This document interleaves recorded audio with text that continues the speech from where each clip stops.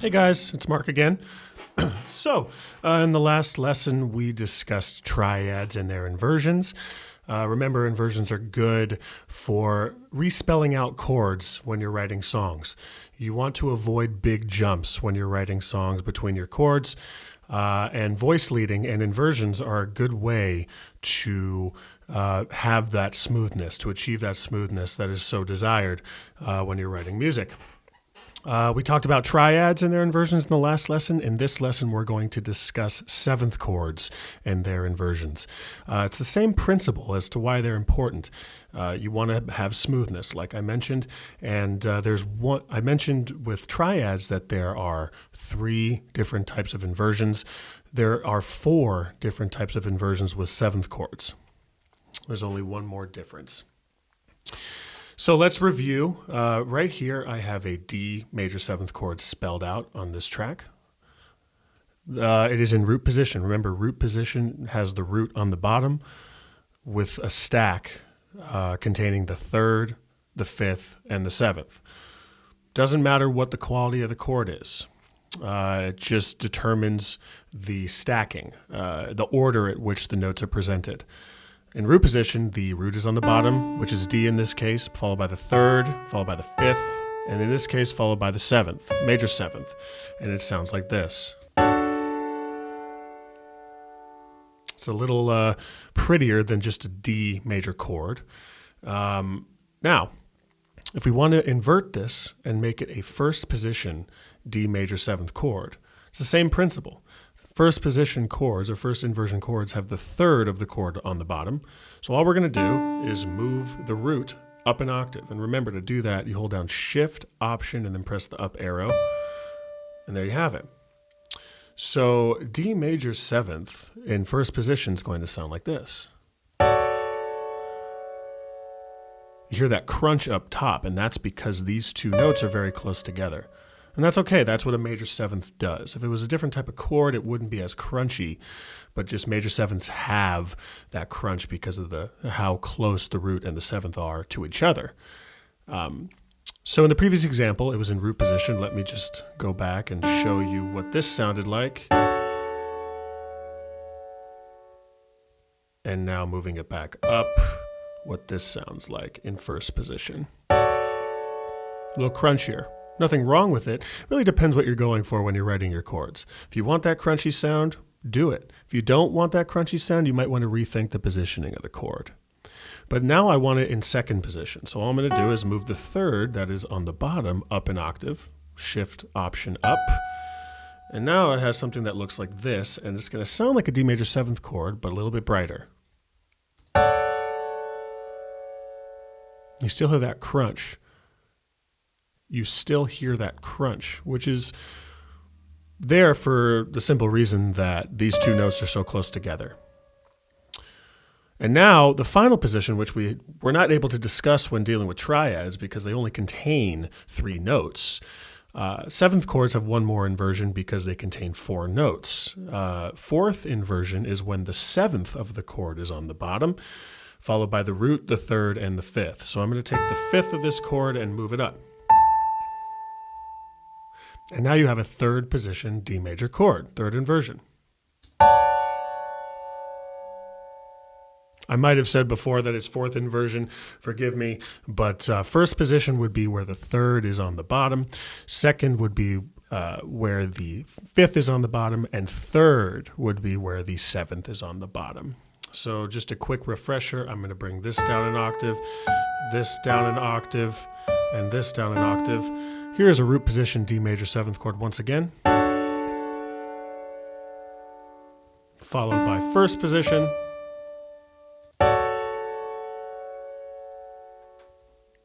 followed by second position, and lastly, followed by 3rd position with the 7th on the bottom. Now, for those of you who are really paying attention, you should know that the chord did not change one bit. The positioning of the chord did. The timbre of the chord, based on where it's played on the keyboard, that changed, but the chord itself did not. And that's something to keep in mind. So in this example, if I wanted to write a song where I have a C major 7th chord, I'm going to start my C major 7th chord in first position. So first thing I'm going to do is add the 7th, which is B in this case, create an event, create a note right there, line it up, and I'm going to move the root up an octave. So now we have this picture.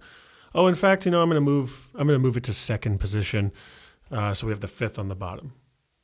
So now we want to resolve this chord, a C major 7th chord, to a G major 7th chord. Not a D anymore, but a G. So we have to first examine what a G major 7th is. What are the notes in a G major 7th chord? So I'm going to do that down here out of the way real quick. I'm going to create a note right here on the G in root position, followed by the B, followed by a D, and then followed by an F sharp. Major 3rd, perfect 5th, major 7th. Zoom out a little bit so you can see it. So now we want to be able to move smoothly from this position to the next chord.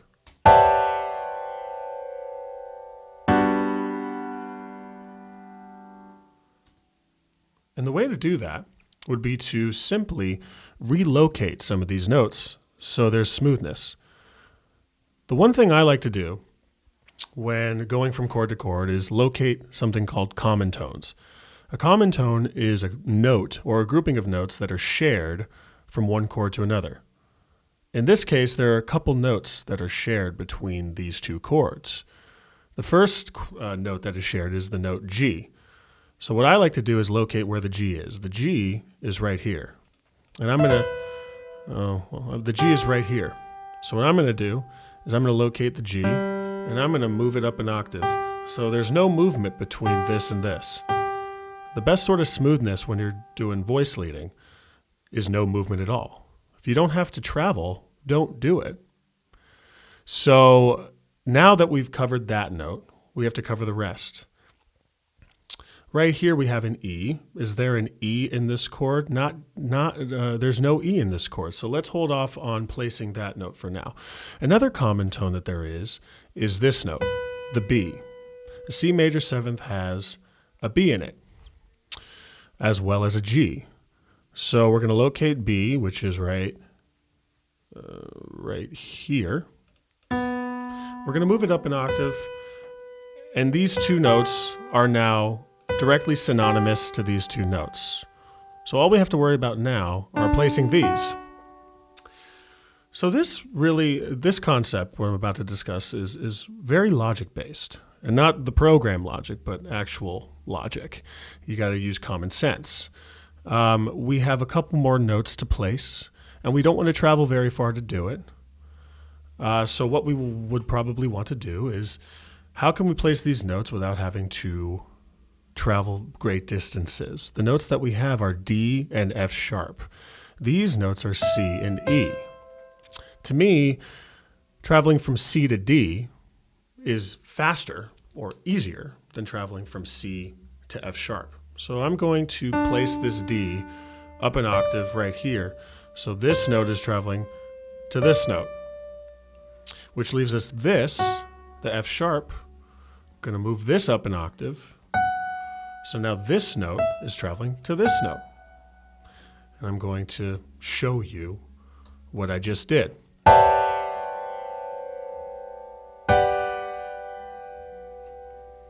And the reason it sounds so bright is because it's so high up on the keyboard that it's hard to designate what these chords actually are. So what I'm going to do is I'm going to move this down an octave, highlight everything, Shift Option, press the down arrow, move it to an easier range for us to hear, and point out this change.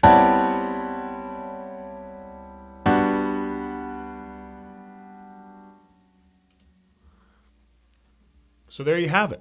That's what we've done is resolve a C major 7th chord in second position to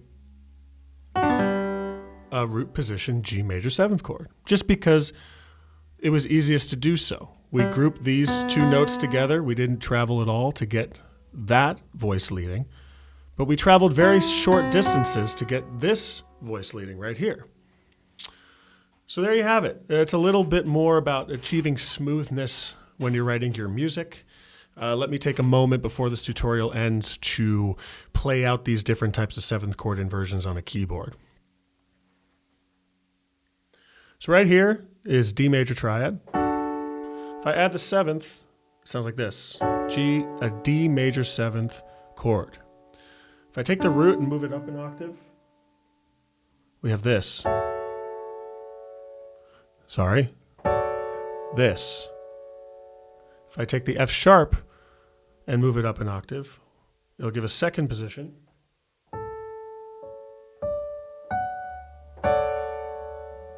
And if I take that up an octave, it'll give us third position with the seventh on the bottom.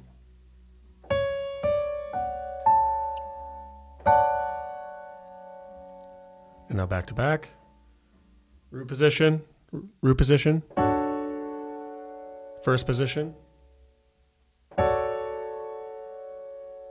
second position,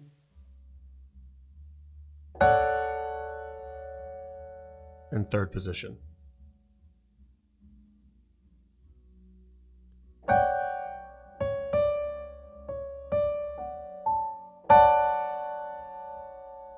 Sorry for the little flub there. But there you have it, the different types of seventh chords and their inversions. Stay tuned for the next lesson.